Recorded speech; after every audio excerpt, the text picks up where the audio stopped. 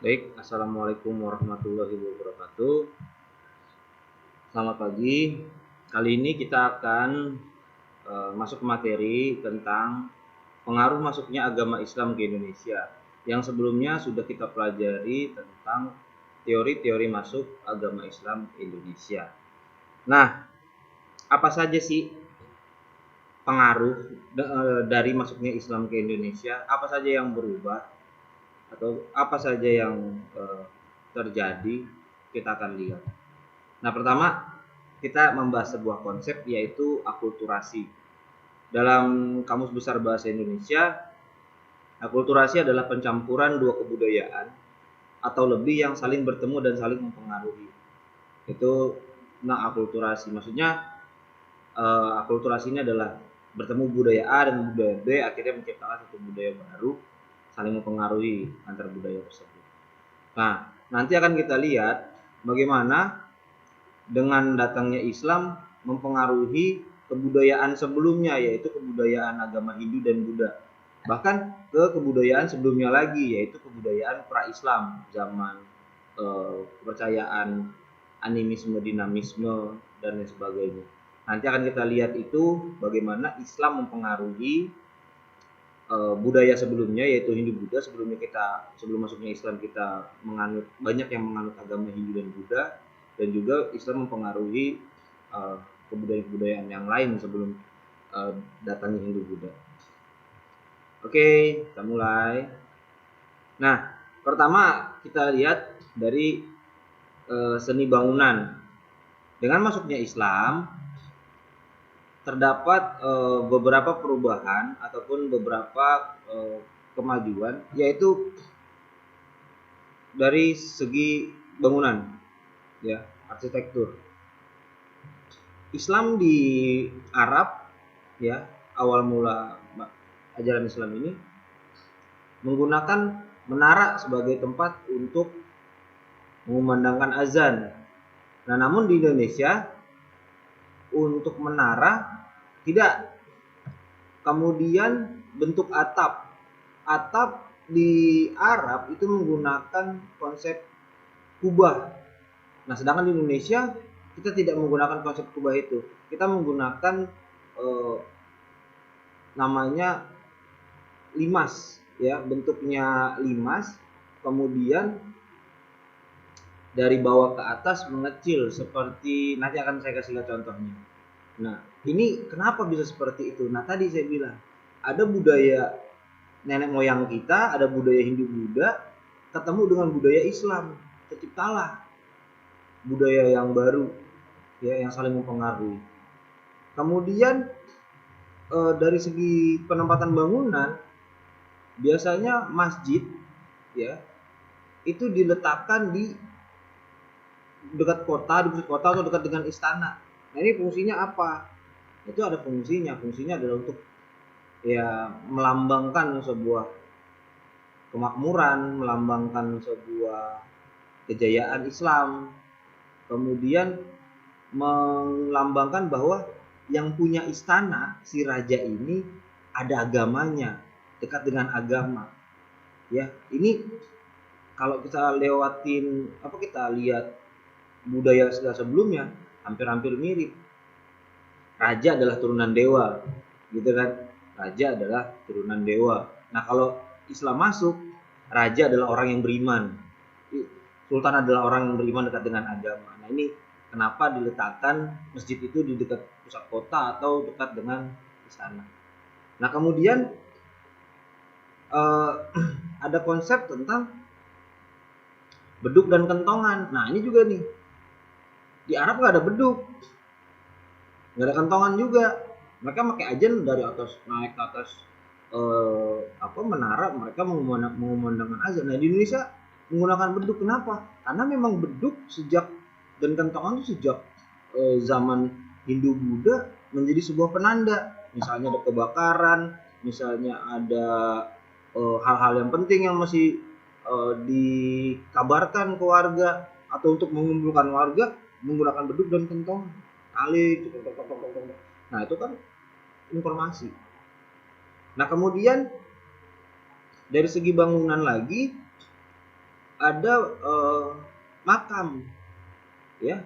Nomor 2 makam. Makam biasanya dekat dengan istana atau kesultanan. Tadi saya sudah katakan. Ini ada legitimasi. Kenapa makam itu ditaruh di dekat istana atau dekat kerajaan. Jadi menandakan bahwa saya, raja ini, keturunannya dari yang punya makam. Ini nenek moyang saya nih, samping saya. Misalnya kalian pernah pergi ke Istana Maimun di kota Medan, jadi samping Istana Maimun itu ada makam raja-raja sebelumnya.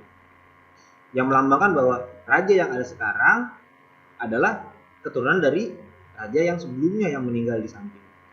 Kemudian makam di Indonesia ataupun beberapa makam di Indonesia di zaman awal-awal masuknya Islam itu berada pada dataran yang tinggi.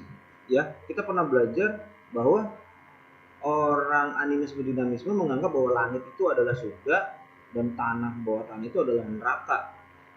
Maka konsep ini dipakai juga nih oleh orang Indonesia yang kedatangan kebudayaan Islam. Ditaruhlah makam-makam orang-orang yang hebat itu di dataran yang tinggi, Imogiri, kalau kalian pernah dengar gitu kan. Nah itu tempat yang dianggap dekat dengan surga. Nah, ini jadi perpaduan antara ajaran animisme dulu, itu animisme Jawa dengan masuknya Islam. Islam punya konsep nguburin mayat. Nah orang zaman purba dulu, zamannya animisme dinamisme, bahwa langit itu adalah tempatnya surga.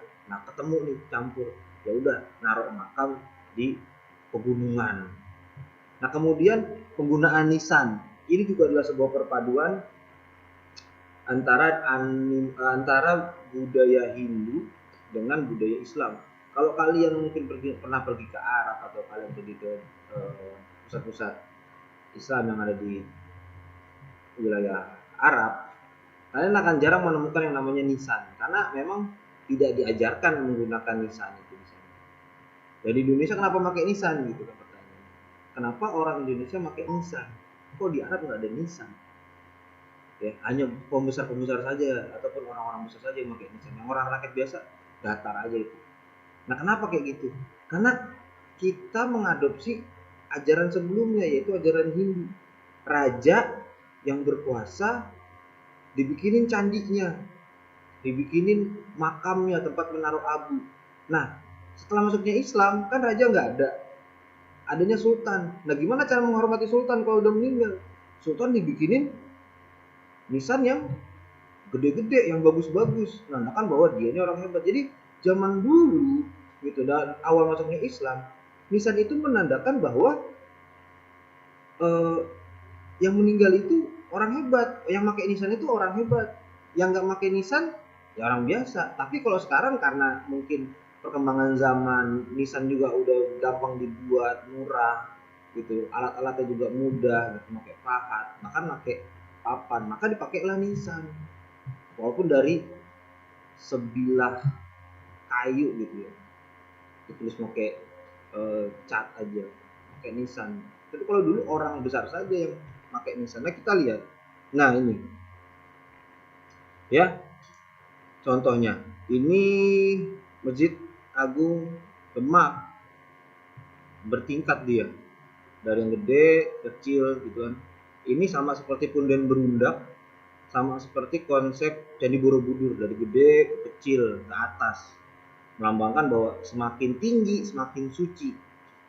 Nah kemudian ini di bawah kita lihat adalah salah satu bentuk nisan. Nah ini nisan aslinya seperti ini, nisan pembesar, nisan mungkin sultan atau mungkin ulama, misalnya seperti ini ya, melambangkan bahwa ini yang meninggal di sini bukan orang biasa. Nah kalau sekarang di Indonesia ya semua orang memakai nisan. Kenapa ya? Karena memang cara bikin nisannya udah lebih murah, lebih mudah terjangkau. Kalau dulu ya cara buat kalian bisa lihat sendiri gitu kan, diukir dan lain sebagainya itu lebih sulit. Makanya orang-orang besar saja yang menggunakan nisan. Oke. Selanjutnya adalah seni ukir. Nah, tentang seni ukir sebagai salah satu dari perkembangan masuknya Islam ke Indonesia. Pertama adalah dalam ajaran Islam sendiri terdapat sebuah larangan untuk mengukir, mematung atau menggambar makhluk hidup, ya. Jadi Islam tidak membolehkan menggambar makhluk hidup, mengukir atau bahkan mematung. Nah, ketika Islam masuk ke Indonesia, larangan ini dilaksanakan dengan baik, di mana bahwa tidak ada lagi bentuk pematung-matungan, kemudian menggambar-gambar hewan. Nah, bagaimana dengan seni ukir? Nah, seni ukir akhirnya menggunakan motif-motif yang lain, bunga, pohon, kemudian dedaunan yang disematkan pada dinding-dinding masjid, kemudian pada pintu, kemudian di beberapa nisan, karena memang bentuk-bentuk hewan atau manusia itu tidak boleh. Nah, ada yang unik di sini, ternyata terjadi perpaduan atau tadi kita katakan akulturasi, di mana beberapa orang Indonesia, ya, seniman-seniman ukir itu malah menyamarkan bentuk-bentuk hewan, bentuk-bentuk manusia ke dalam karyanya. Jadi ada anggapan bahwa kalau misalnya utuh nggak boleh, ya udah, misalnya burung sayapnya aja, ekornya aja, tapi nggak ada palanya. Ini kita bisa lihat di sini di contoh gambar ini. Nah, ini kan kita lihat ini ada ekor burungnya, ada sayapnya, palanya dipisah. Bahkan ada kalau kalian mungkin punya baju batik, ada yang seperti ini nih, seperti ukiran kayu ini, dimana sayapnya doang, gitu. Dan di bawah bentuk kaligrafi berbentuk orang, tapi ya berupa kaligrafi, tidak manusia berbentuk atau tidak utuh berbentuk manusia, gitu, menggambar manusia, tapi lebih menyamarkan. Nah, ini yang terjadi. Jadi ada perpaduan antara budaya sebelumnya, Hindu Buddha yang menggambar hewan-hewan, kemudian manusia, bukan patung. Dengan masuknya Islam, gambarnya disamarkan, walaupun ya tetap ada seperti itu. Nah, kemudian dari segi aksara, ya, Islam datang ke Indonesia juga menyumbang kebudayaan aksara dan juga seni sastra. Ada kira-kira 4 jenis karya sastra yang muncul akibat dari masuknya Islam ke Indonesia. Pertama adalah hikayat. Hikayat itu sendiri adalah cerita, sejarah, ataupun sifatnya dongeng, ya. Hikayat Hang Tuah misalnya, hikayat Amir Hamzah juga bercerita tentang ya tokoh-tokoh Islam yang kadang ada bumbu-bumbu dongengnya, yang misalnya ya bisa begini, bisa begitu, yang di luar kemampuan manusia. Tapi memang benar ada tokohnya ada, tapi ya dianggap digambarkan agak super lah dibanding orang biasa. Kemudian ada babat, ya, ada babat Tanah Jawi, babat, banyak sekali babat yang isinya adalah tulisan sejarah, namun isinya kadang tidak terlalu fakta, ya. Contoh misalnya babat Tanah Jawi, digambarkan bahwa di babat Tanah Jawi itu orang Jawa itu adalah keturunan Nabi Adam terus sampai keturunan Nabi Muhammad. Ada nih di Indonesia. Orang Jawa itu adalah keturunan langsung. Jadi ada campuran mitosnya, ada campuran kepercayaannya, ada juga fakta sejarahnya. Jadi ada dibuat seperti itu oleh bangsa kita. Kemudian ada syair, ya, yang terdiri dari 4 baris yang secara vokal A A B B A B A B, seperti itu. Kemudian yang terakhir ada suluk. Ya, suluk ini karya sastra yang isinya tentang soal-soal tasawuf, tentang ajaran-ajaran tasawuf. Kalian bisa cari apa itu tasawuf dalam Islam. Kemudian kalian bisa cari juga contohnya suluk-suluk dari karya bangsa kita.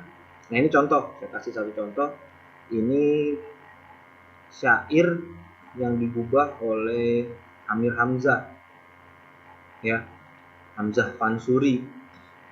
Hamzah Pansuri ini saya bacakan. Hamzah Pansuri di dalam Mekah, mencapai Tuhan di Baitul Ka'bah. Dari Barus ke Quds terlalu payah, akhirnya dijumpa di dalam rumah. Hamzah Pansuri mencari Tuhan sampai ke Ka'bah, sampai ke Mekah.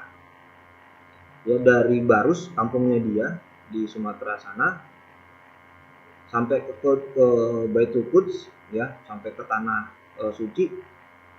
Sangat susah mencari Tuhan itu. Dia mencari Tuhan. Ternyata akhirnya dijumpa di dalam rumah. Maksudnya apa sih dari sini? Tuhan itu ada di mana-mana. Tuhan itu nggak mesti kamu ya nggak di Ka'bah juga, nggak di Mekah juga, tapi kita bisa berjumpa dengan Tuhan ataupun kita bisa mendekatkan diri, maksudnya mendekatkan diri ke Tuhan itu bahkan di rumah, ya.